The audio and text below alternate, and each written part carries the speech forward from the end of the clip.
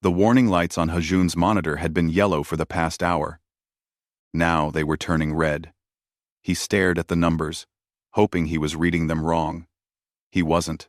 This can't be right, he whispered to himself in the empty lab. But the atmospheric sensors never lied. Inside the sealed conference chamber, the chemical balance was shifting dangerously.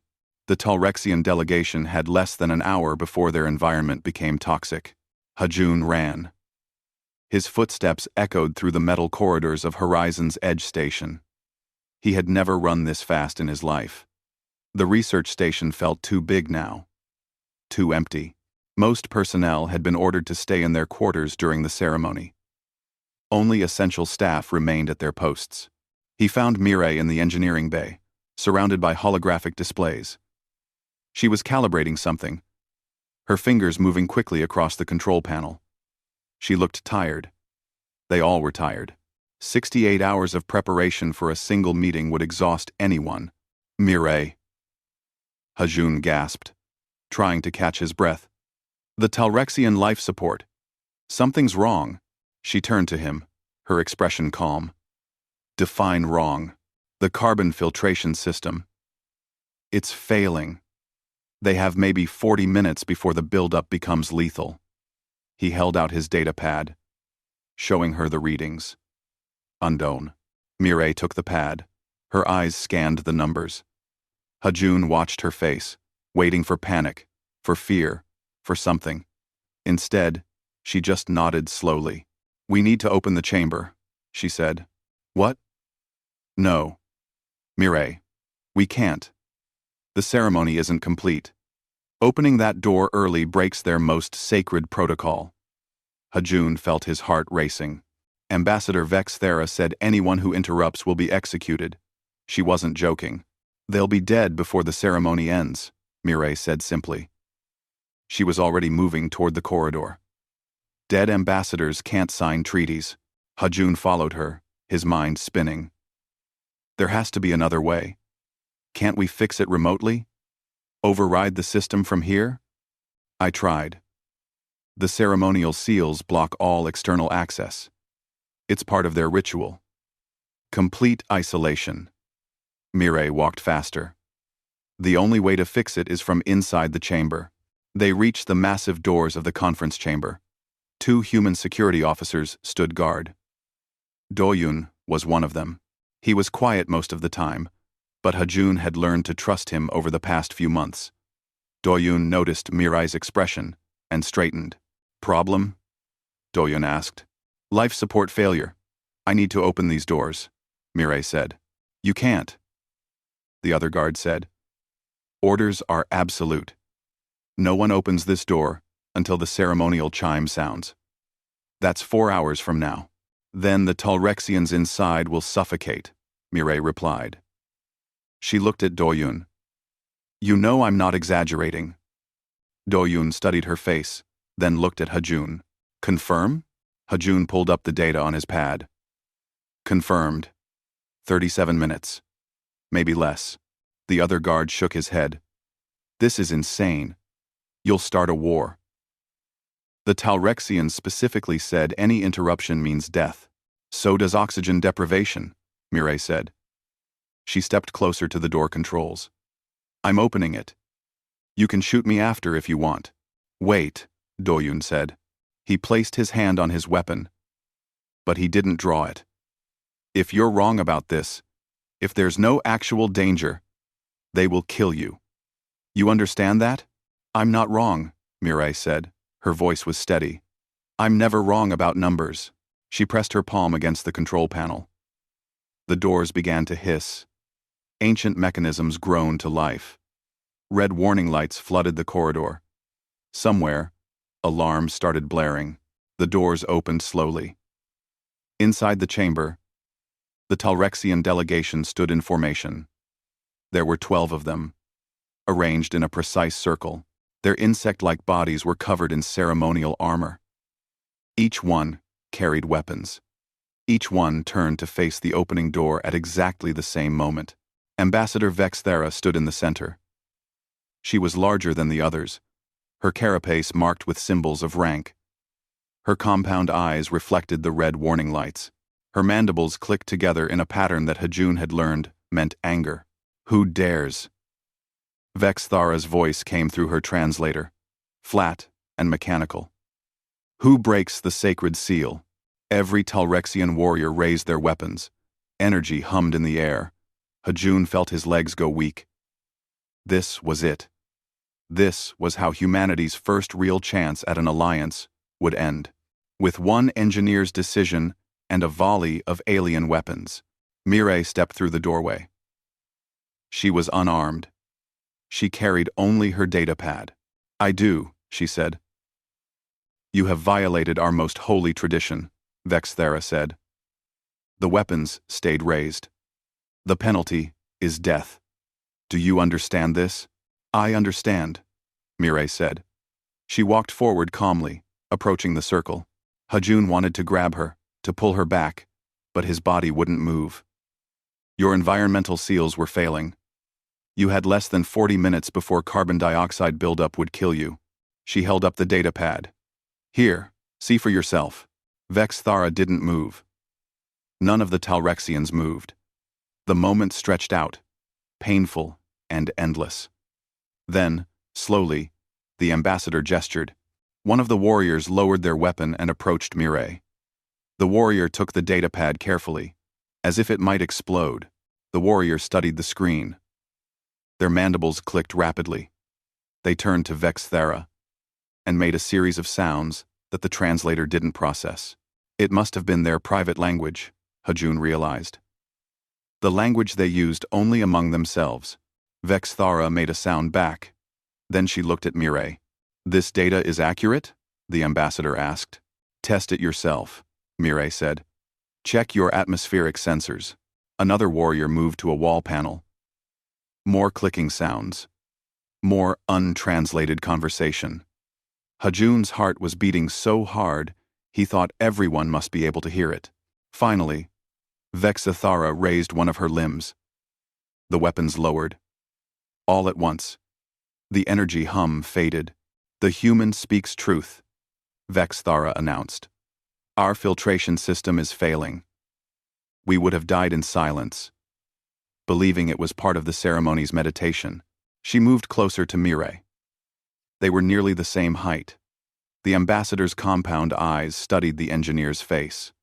Human engineer, Vex Thara said slowly. You have broken sacred protocol to preserve life. In 900 years of Talrexian diplomacy, no species has ever done this. Most fear death. Most choose protocol over preservation. Most species aren't human, Mireille said quietly. Vex Thara's mandibles moved in a new pattern. Hajun couldn't read it. The translator made a strange sound, then went silent. Whatever emotion the ambassador was expressing, it didn't have a human equivalent. This changes everything, Vex Thara finally said. We must speak with your leaders. We must understand how your species makes such decisions. How you chose our lives over your own safety. I didn't choose anything, Mireille said. I just did the math. Saving you was more important than following rules. Impossible, Vex Thara said. That is not mathematics. That is something else. Something we do not have. The ambassador turned to her warriors. More clicking. More private language. Then she looked back at Mireille. You will come with us, Vex Thara said, to our home world. You will explain this to the High Council. They must hear how humans think. Is that an invitation or an arrest? Doyun asked from the doorway. His hand was still near his weapon. Neither, Vex Thara said. It is a necessity. Your engineer has created a question that must be answered. How does a species survive by breaking rules? Mireille looked back at Hajun. He saw something in her eyes he'd never seen before. Not fear. Not pride. Something closer to curiosity. I'll go, Mireille said. If it helps our people, I'll go. It may help everyone, Vex Thara said. Or, it may start a war. The council will decide. She paused. But, know this, human. You have already changed us. And change is something Talrexians do not handle well. The Talrexian ship was nothing like the human vessels Hajun had seen. Everything was crystalline and precise. The walls seemed to grow in mathematical patterns. Every corner was exactly 90 degrees. Every surface was perfectly smooth. It made him uncomfortable in a way he couldn't explain. "Stop fidgeting," Doyun said quietly. They were sitting in what the Talrexians called a meditation chamber. It was really just a waiting room, but the aliens didn't seem to understand the concept of casual waiting. "I can't help it," Hajun whispered back. "This whole ship feels wrong. Like it's too perfect." Doyun nodded. He felt it too. Perfection was unnatural. Humans made mistakes. Humans were messy. This ship had no mess anywhere. Mireille sat across from them, staring at a data screen. She had been quiet since they left Horizon's Edge. Ambassador Subin had arrived just before departure. Furious and frightened in equal measure, she had shouted at Mireille for 20 minutes about protocols and procedures and possible war. Mireille had just waited for her to finish, then asked if Subin was coming along or staying behind. Subin had come along. She was in another chamber now, probably trying to send messages back to Earth. Probably trying to explain how one engineer had turned a simple treaty negotiation into a potential crisis. "Do you think they'll really kill you?" Hajun asked Mireille. She looked up from her screen. "Maybe." The ambassador said the council hasn't decided yet. "You seem very calm about that," Doyun observed. "Being afraid won't change the outcome," Mireille said. "Either my math was right, or it wasn't. Either they value life more than protocol, or they don't." She went back to her screen. "We'll find out soon enough." The door opened.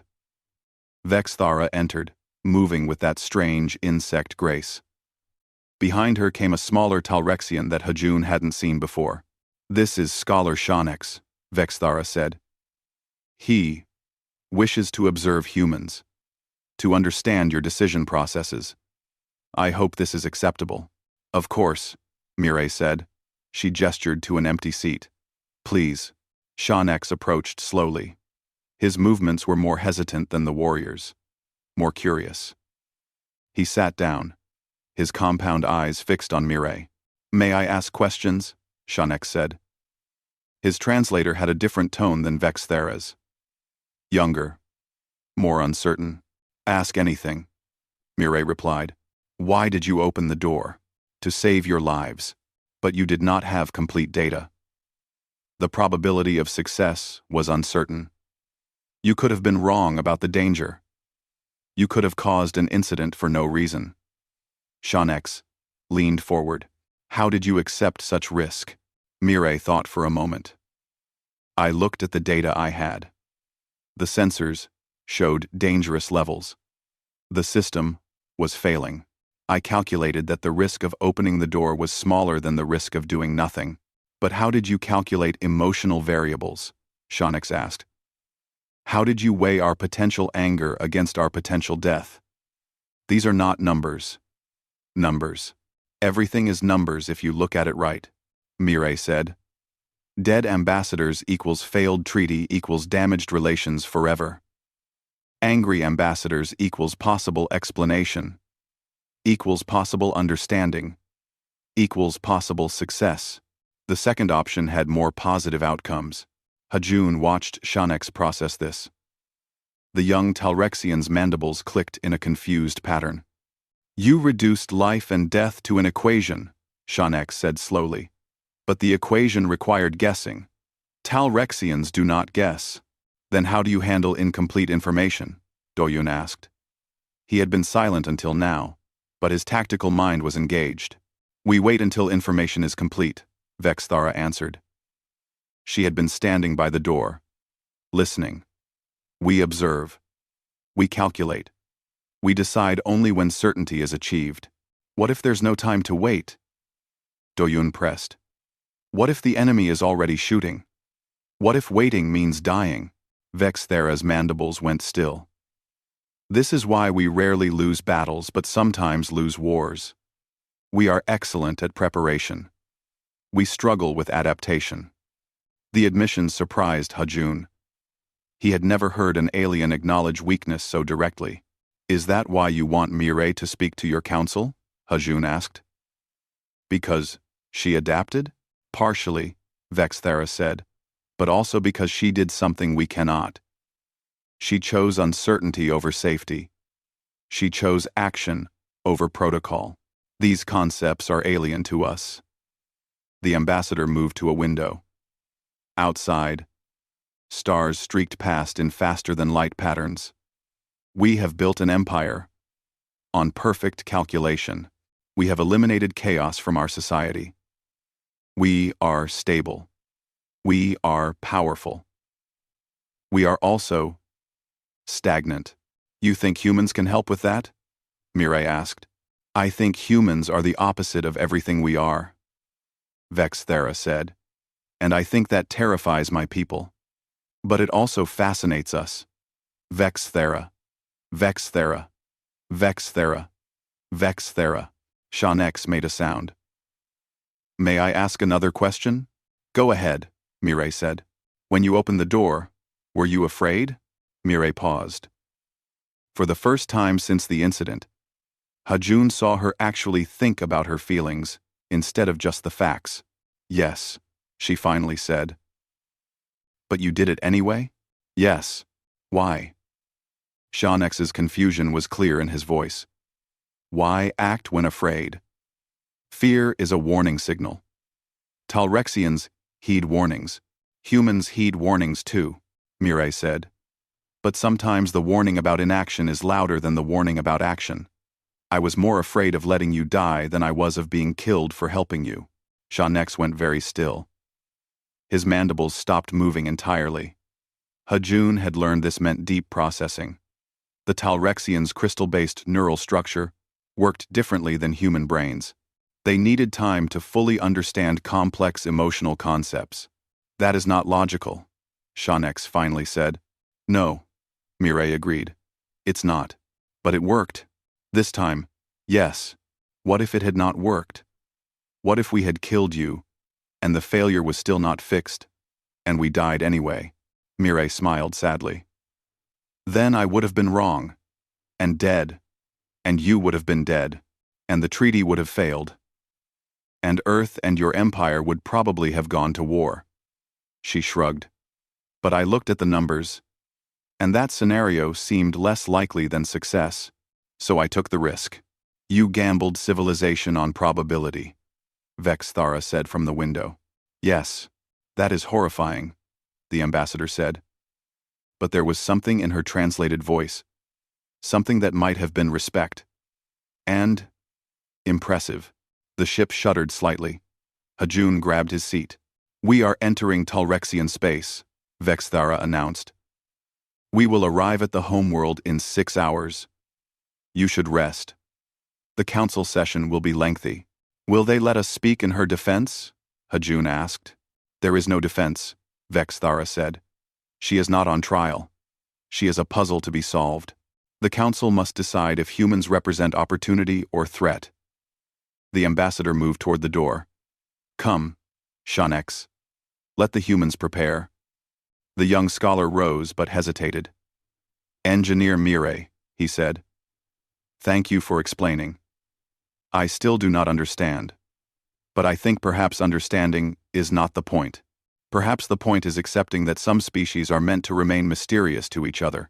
After they left, the 3 humans sat in silence. That went better than expected, Doyun finally said. We're not there yet, Mireille replied.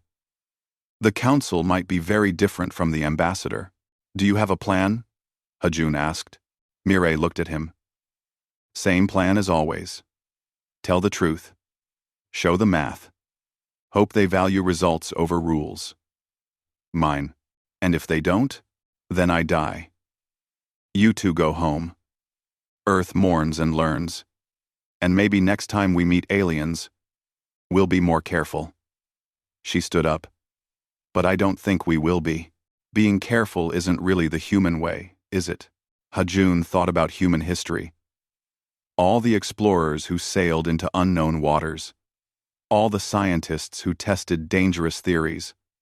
All the people who looked at something impossible and tried anyway. No, he said quietly. I guess it's not. Get some rest, Mireille said. Tomorrow we find out if gambling on humanity was worth it. She left the chamber. Doyun and Hajun remained.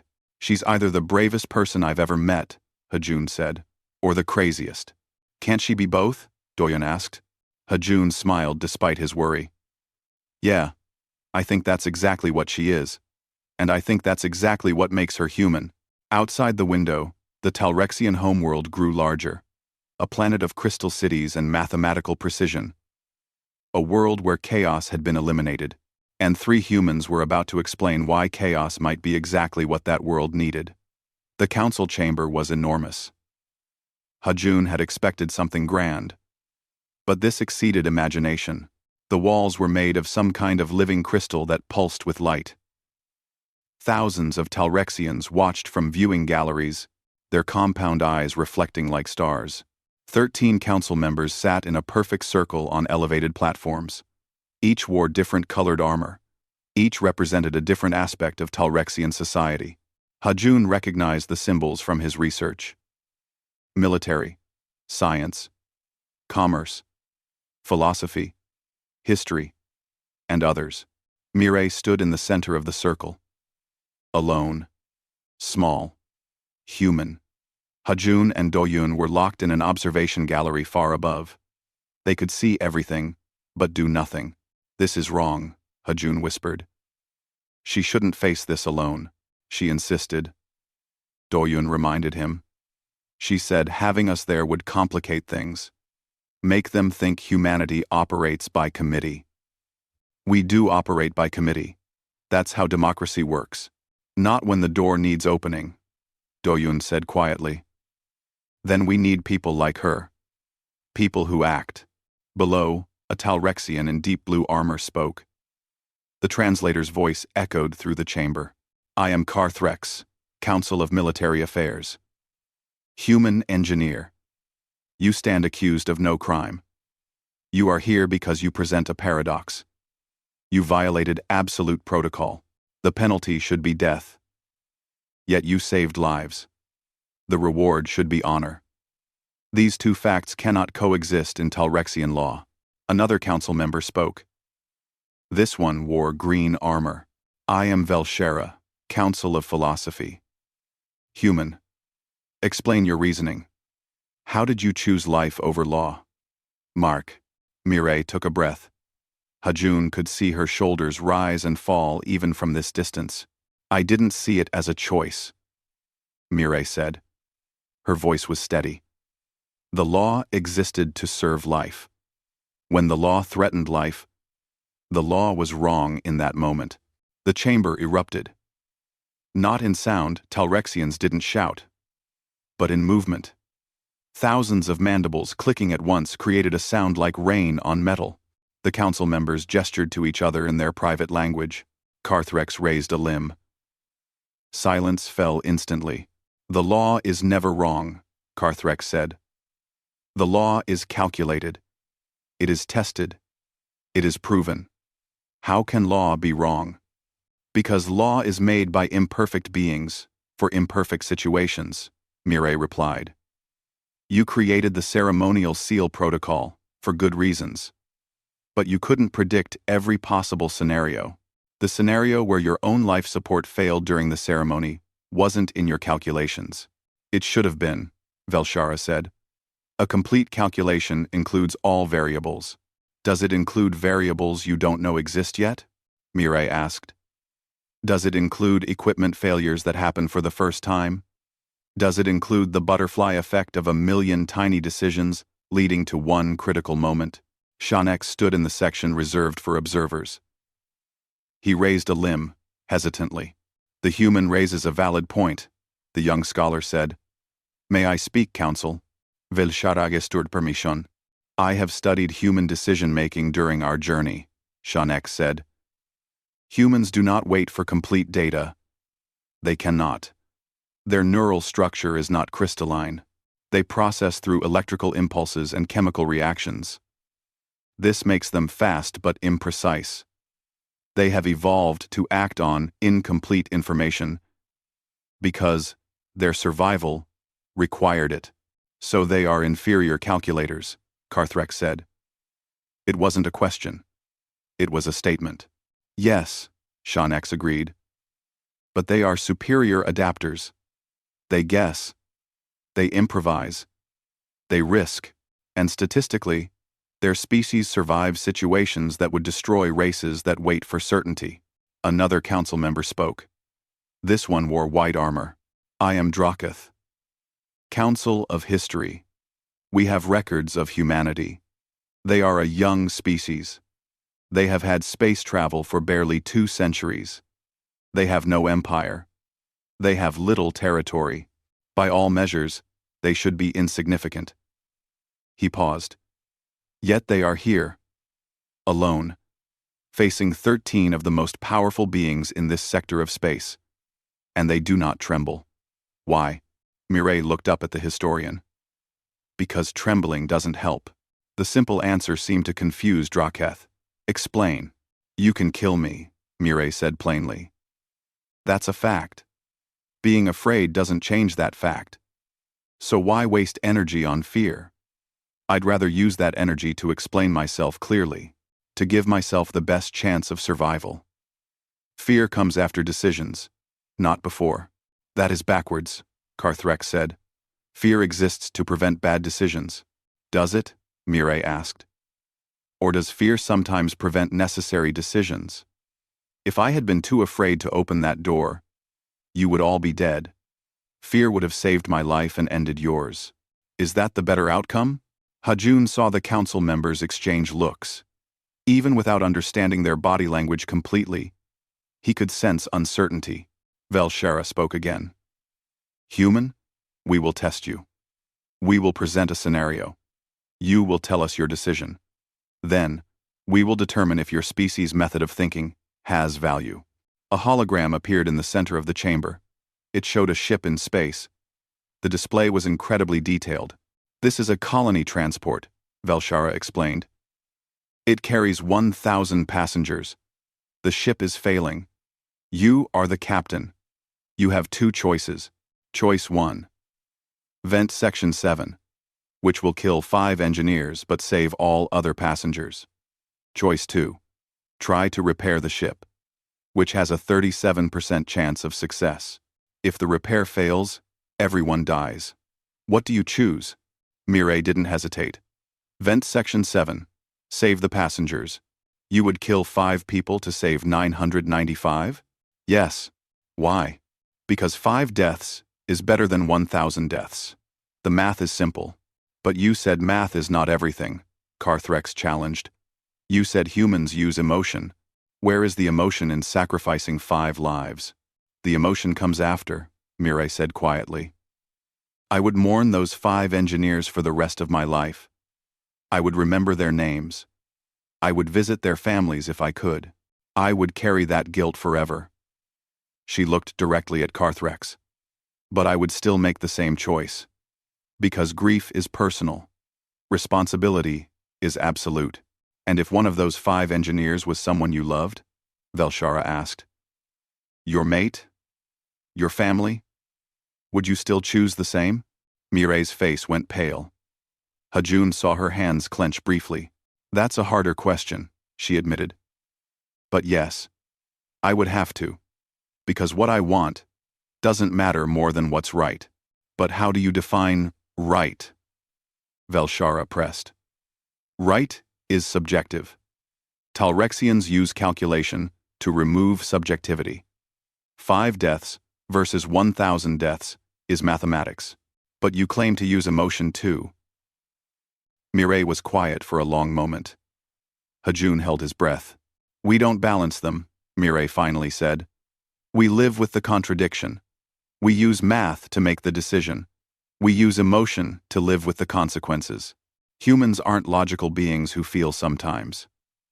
We're feeling beings who use logic as a tool. That's why we can do things you can't. We can hold two opposite truths in our minds at once.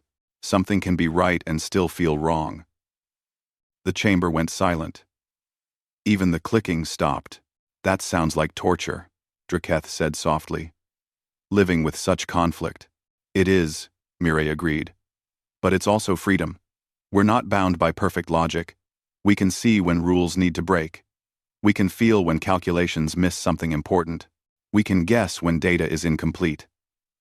And yes, we're wrong sometimes. We make terrible mistakes. But we also make impossible leaps. We do things that shouldn't work, but do. We're chaos that occasionally creates order, instead of always destroying it. Carthrex stood.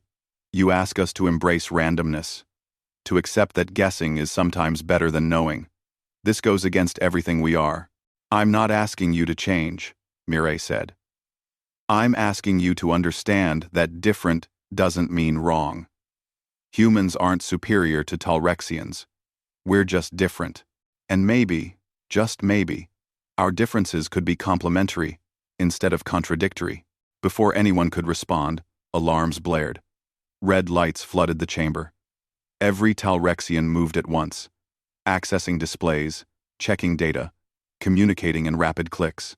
Vexthara appeared at the chamber's entrance. Council. Vryn ships have entered orbit. 12 battlecruisers. They demand we surrender the human delegates. Carthrex's mandibles snapped. Battle stations. Prepare orbital defense. Wait, Mireille called out. Why? Why do the Vryn want us? Vexthara looked at her. They fear what you represent. A species that makes Talrexians question themselves. They have spent centuries containing our empire through predictability. If we learn to be unpredictable, we become uncontainable. Then help us, Mireille said. Fight with us. Not just for us. We are fighting, Carthrex said. Our fleets are engaging now. No, Mireille said urgently. I mean really fight. Use what we just talked about. Use chaos. Use unpredictability. Show them that you've already learned. Velshara gestured sharply. We do not know how to use chaos. We are logical beings. Then let us help. Doyun's voice called from above. He had found the gallery's communication panel. Let us show you what humans can do. What we can do together. Num. Carthrex looked at Velshara. Velshara looked at Draketh. The council communicated in silent signals Hajun couldn't read. Finally, Carthrex spoke. This is unprecedented. But these are unprecedented times. Human warrior, you have command authority over Talrexian forces. Human scientist, you will analyze enemy patterns. Human engineer, you will stay here. If we fail, you will answer for this with your life. Understood, Mireille said. Above, Doyun smiled grimly. Then, let's show them what happens when calculation meets chaos. The tactical center was chaos, not the useful kind that Doyun wanted to create. Just confusion. Talrexian officers moved with perfect precision, but their strategies were failing. The Vryn fleet was tearing through their defensive formations, like paper. Why aren't your shields working? Doyun demanded, staring at the holographic display.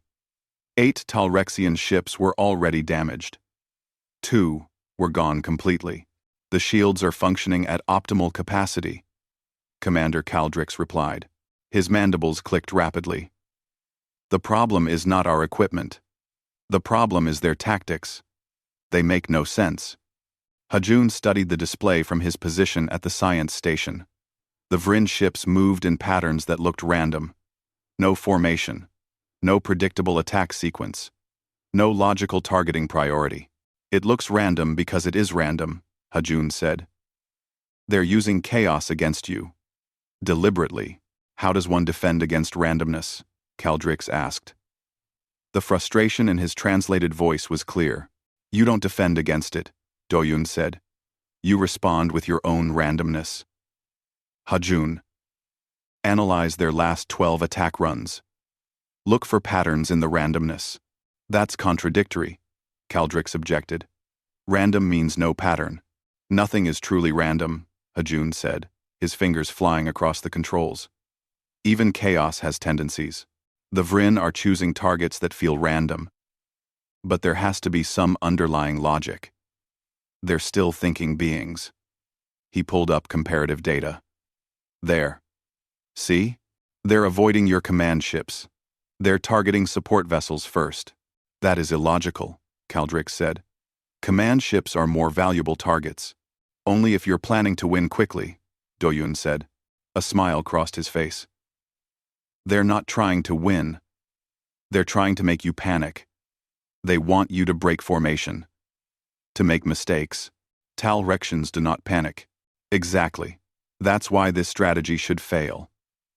But it's not failing because you're trying to counter it with logic. Doyun turned to Caldrix. Give me control of 3 ships. Any 3. I'll show you what human tactics look like. Caldrix hesitated.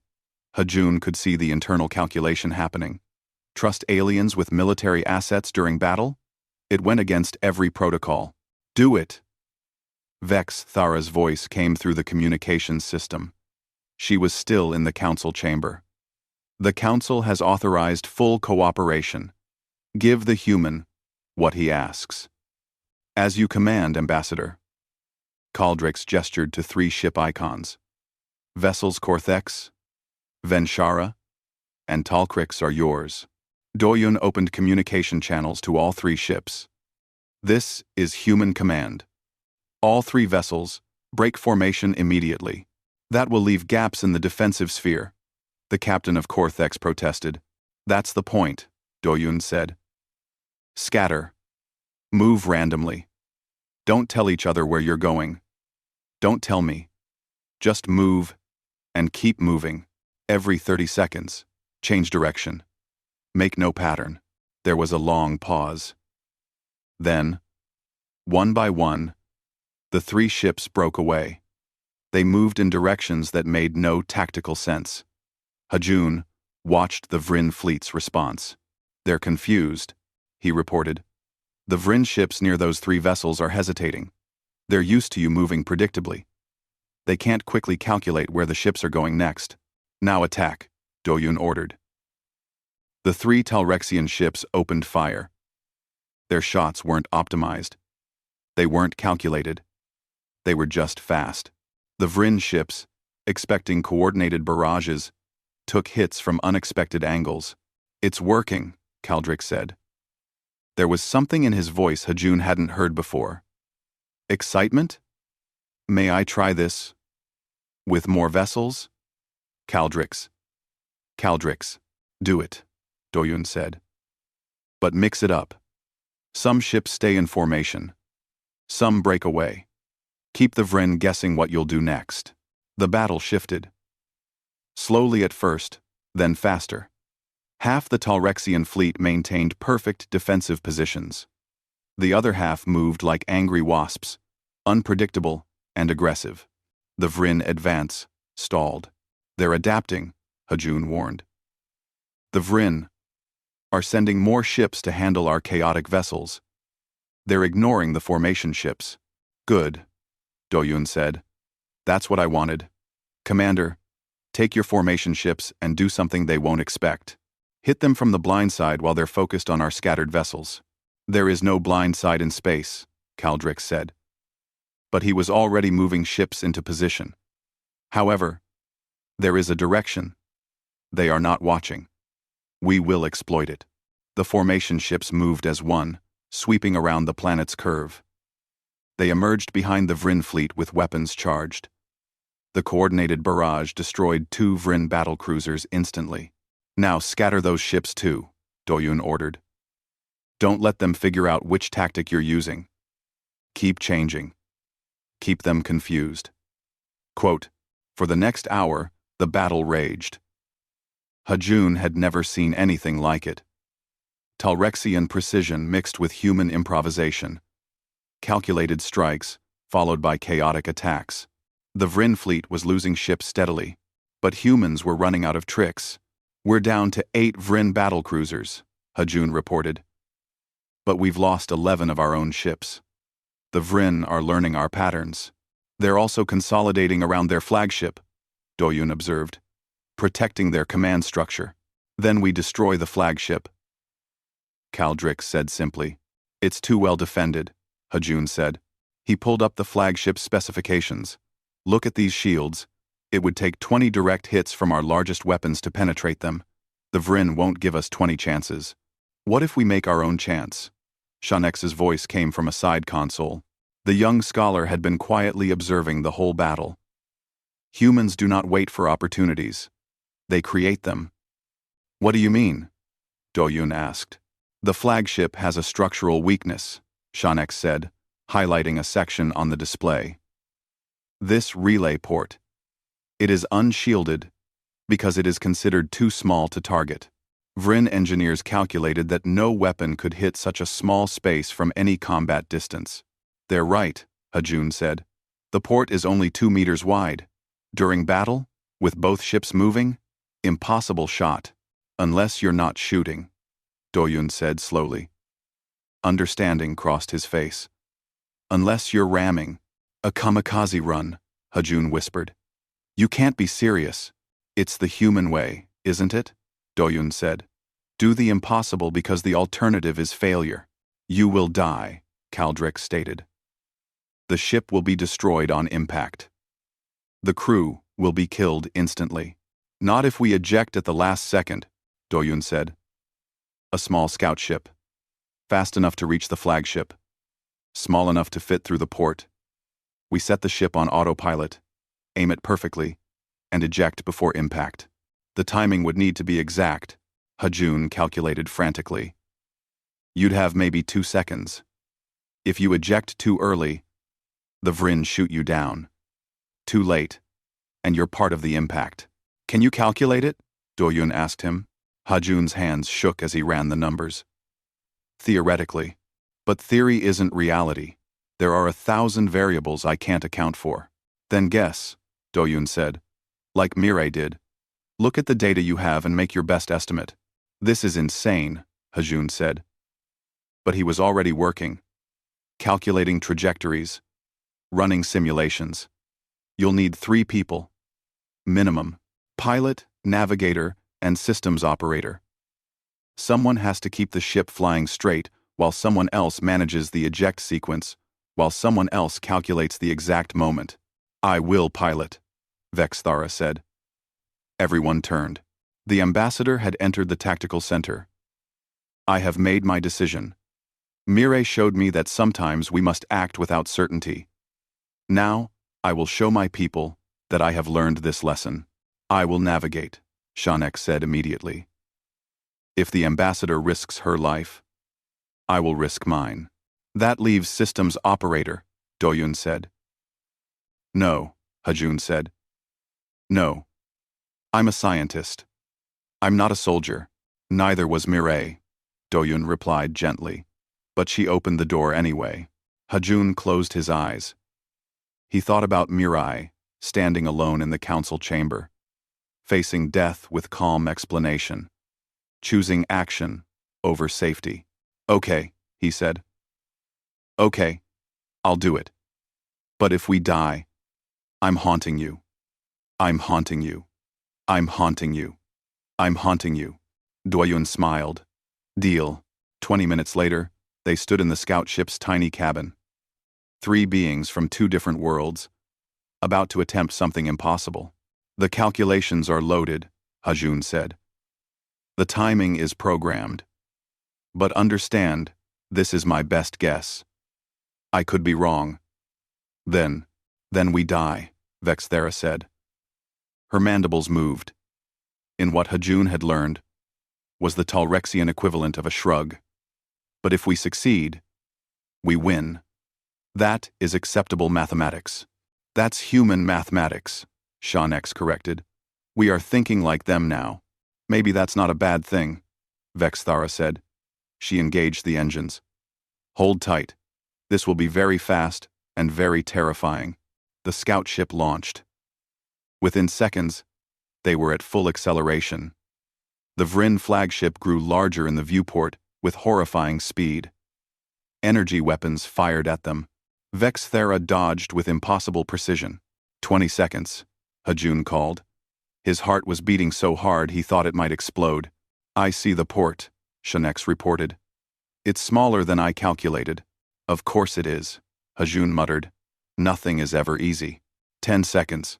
The ship shook as a weapon glanced off their shields. Alarms screamed. The port was now visible. A tiny dark spot on the massive hull of the flagship. 5 seconds. 4. 3. Now. Hajun hit the eject button. The canopy blew. The seats rocketed out into space. Behind them, the scout ship continued forward, a guided missile of metal and determination. Hajun tumbled through vacuum, his emergency suit pressurizing. He couldn't see if the ship hit its target. He couldn't see anything but stars and darkness. Then light bloomed. Massive, bright, beautiful light. The Vryn flagship's reactor overloaded. The entire vessel came apart in a chain of explosions that lit up the planet below. Hajun heard cheering through his communication system. Talrexian voices celebrating. Human voices laughing in relief. A rescue ship pulled them in. Doyun was grinning. Shanex's mandibles were clicking in obvious joy. Vexthera was silent, but her body language suggested satisfaction. We did it, Hajun said. He couldn't quite believe it. We actually did it. We actually did it. Yes, Vexthera agreed. We acted without certainty. We risked death. We succeeded through chaos. She turned to face him. We acted human, and it saved us all. The council chamber was different now. The lights seemed warmer. Or maybe that was just Hajun's imagination. Maybe surviving impossible situations changed how everything looked. The 13 council members sat in their circle again. But this time, Mireille wasn't alone in the center. Hajun stood beside her. Doyun, on her other side. Vexthera and Shanex stood with them, 5 beings who had gambled everything on trust. The Vryn fleet has retreated, Carthrex announced. His voice lacked its earlier certainty. We have lost 12 vessels, 237 Talrexian lives, but the capital stands. The planet is safe. He paused. Because we abandoned our own tactics and adopted yours. Not adopted, Mireille corrected gently. Combined. Your ships using perfect formation created the opportunity. Our ships using chaos exploited it. Neither approach would have worked alone. Velshara leaned forward. Human engineer, you have created a philosophical problem for us. For 3,000 years, Talrexian civilization has been built on one principle. Perfect calculation leads to perfect results. You have shown us that imperfect calculation can sometimes produce better results. How do we reconcile this? You don't have to reconcile it, Mireille said. You can hold both truths. Use calculation when you have time and data. Use instinct when you don't. They're not opposites. They're tools. Different tools for different situations. But how do we know which tool to use? Draketh asked. The historian sounded genuinely curious now. Not hostile. Practice, Doyun said. You learn by doing. By failing sometimes. By succeeding sometimes. By accepting that you won't always make the right choice. That is terrifying, Shanex said softly. To act, knowing you might be wrong. Yes, Hajun agreed.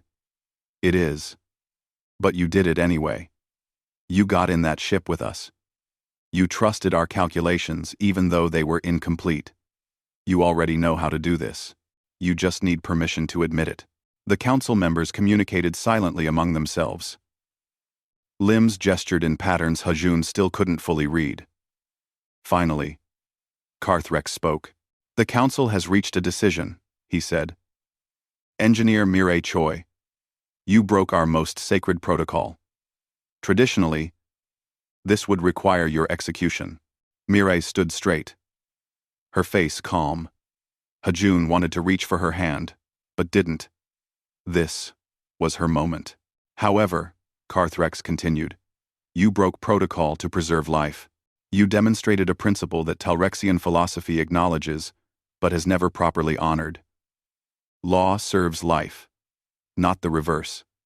Therefore, we cannot execute you for embodying our own highest ideal. The Council recognizes a new category in Talrexian law, Velshara said. We will call it the Adaptive Preservation Protocol. When circumstances require immediate action to prevent loss of life, calculated risk becomes not just acceptable, but mandatory. This principle will be taught to all Talrexians. You're changing your entire legal system, Hajun blurted. Because of one engineer's decision? We are evolving our legal system. Draketh corrected. Because that one engineer showed us a blind spot in our thinking. A blind spot that nearly cost us this battle. A blind spot that has cost us many opportunities throughout our history. The historian gestured to the viewing galleries, where thousands of Talrexians watched. Change is difficult for our species, but stagnation is death. We choose difficulty over death. Ambassador Subin stepped forward from the gallery. She had been silent throughout the battle, managing communications with Earth. Now she looked exhausted, but triumphant. On behalf of Earth's government, Subin said formally, I am authorized to propose a full alliance between humanity and the Talrexian Empire. Military, economic, cultural, and scientific cooperation. We offer our adaptability. You offer your precision. Together, we become something neither species can be alone. The Council accepts, Carthrex said immediately. We will draft treaty terms. Actually, Velshara interrupted. The Council has a different proposal first. Engineer Mireille Choi.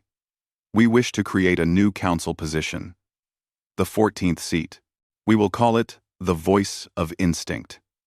It will be your responsibility to provide non-computational perspective on Council decisions, to remind us when rules should bend, to ask questions we would not think to ask.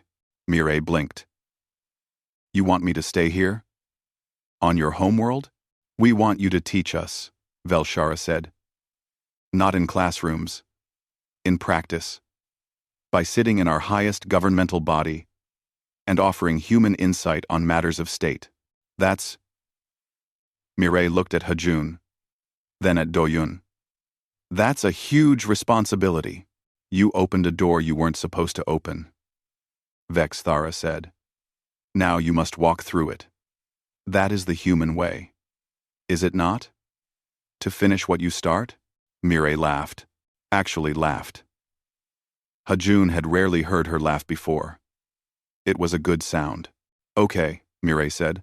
Yes, I'll do it. But I have conditions. Name them, Carthrex said. First, Hajun stays too. You need someone who understands both biology and philosophy. Someone who can bridge our two ways of thinking. Hajun's mouth fell open. You got in the ship, Mireille reminded him. You calculated the timing that saved our lives. You're already doing the job. Might as well make it official. I will stay as well, Shanek said. If you will have me. I wish to continue learning from humans. Second condition, Mireille said. We establish student exchange programs immediately. Young Talrexians visit Earth. Young humans visit here. Let them learn from each other before they form fixed ideas about how the universe works. Agreed, Velshara said. Third condition, Mireille said. We create joint research facilities. Science without borders. Humans and Talrexians working together on problems neither could solve alone. Also agreed, Carthrex said. Is there more? Just one. Mireille said. She looked at Vexthara. I want you as my advisor. You took the biggest leap of anyone. You trusted humans with your life before you had any reason to. That takes wisdom. Vexthara's mandibles spread in that gesture Hajun now recognized as pleasure. I would be honored. Then we have accord, Velshara announced. The alliance is formed. The treaty will be finalized. And we enter a new era. The age of calculation and chaos, working as one. The chamber erupted in sound. This time, Hajun recognized it as celebration. Thousands of Talrexians, expressing joy in their own way. A few humans in the galleries were cheering loudly, adding their voices to the alien symphony.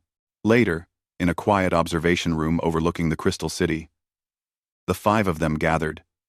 Hajun, Mirai, Doyun, Vexthara, and Shanex. 5 beings who had bet everything on trust. Do you think it will work? Hajun asked. Can 2 species so different really work together? We already did, Doyun pointed out. We won a battle using both our methods. If we can do that under fire, we can do anything. It won't be easy, Vexthara said. Humans will frustrate Talrexians with their impulsiveness. Talrexians will frustrate humans with their rigidity. We will struggle to understand each other.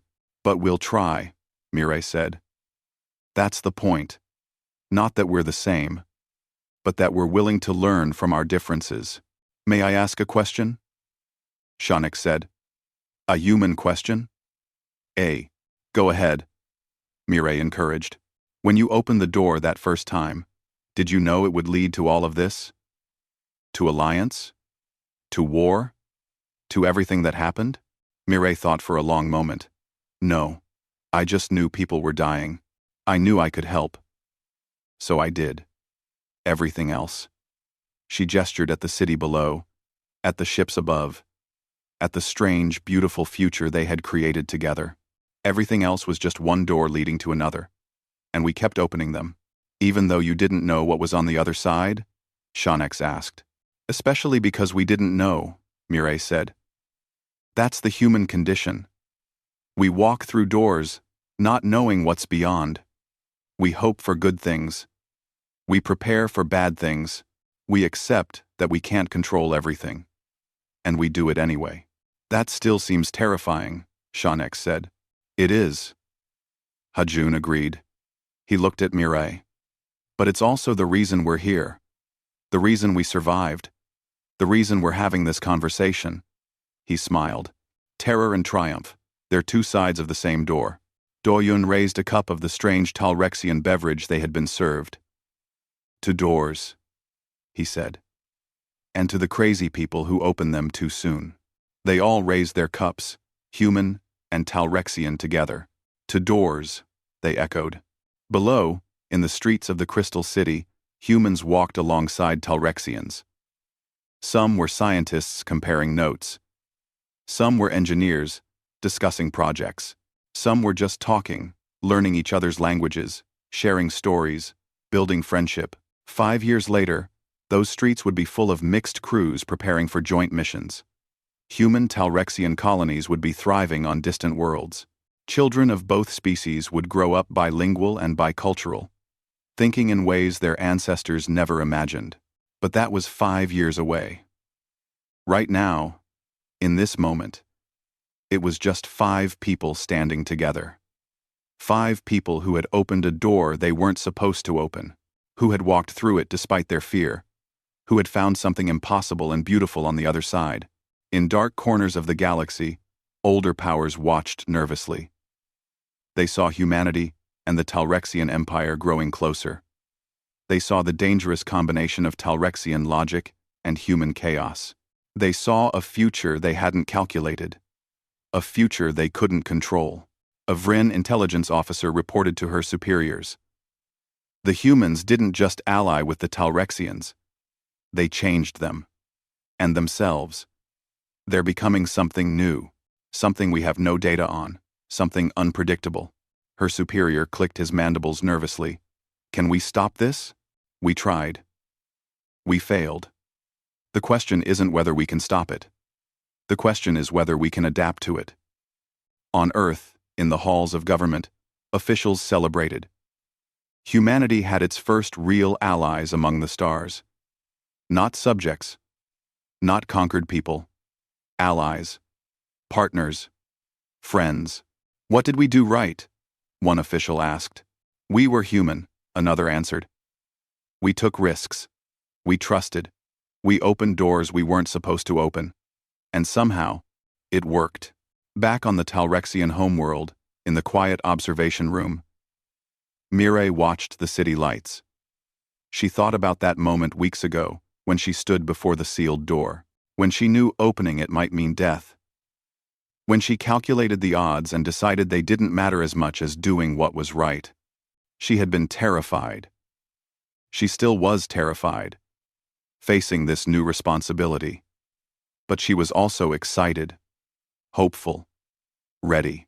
"Hey," Hajun said softly beside her. "No regrets?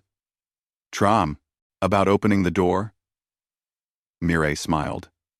"Not even one. 2. Good," he said, "because I think we're going to be opening a lot more of them." "I know," Mireille said, "and I can't wait to see what's on the other side." Behind them, Vex Thera's mandibles clicked in satisfaction. Shanex was studying a data pad, trying to understand human humor. Doyun was already planning defense training exercises that combined both species' tactics. 5 people, 2 species, 1 impossible alliance. And somewhere, everywhere, more doors waiting to be opened. Some at the right time, some too soon, some that would lead to triumph, some that would lead to trouble. But they would open them anyway. Because that was the new way. The combined way. The way of calculation and chaos working together. The way of humanity and Talrexians. Walking through unknown doors, side by side. Ready for whatever waited on the other side. And the galaxy would never be the same.